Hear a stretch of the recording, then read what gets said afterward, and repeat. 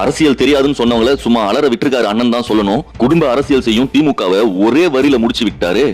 எனக்கு என்று சொல்லுகிற கட்சி திமுக. தன் கட்சியவே குடும்பமாக நினைத்தால் அது தமிழக வெற்றி கழகம். தன் குடும்பத்தை மட்டும் கட்சியாக நினைத்தால் அது திமுக. நம்மள பார்த்து சொல்ற நம்ம தளபதிக்கு அரசியல் தெரியல சொன்னாரே நம்மளுடைய தலைமை செயலாளர்.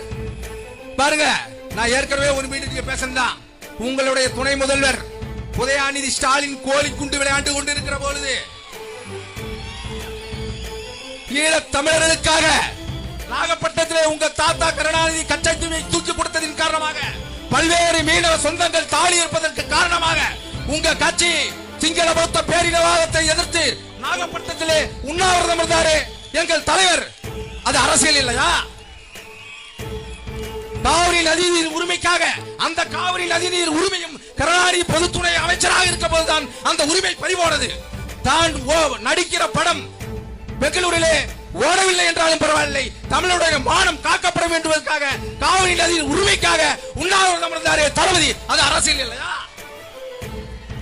என் தங்கை அனிதா நீட்டிற்காக இருந்தபோது அவர் வீட்டிற்கு சென்று உறுதுணையாக இருந்தாரே எங்கள் தலைவர். அது அரசியல் இல்லையா?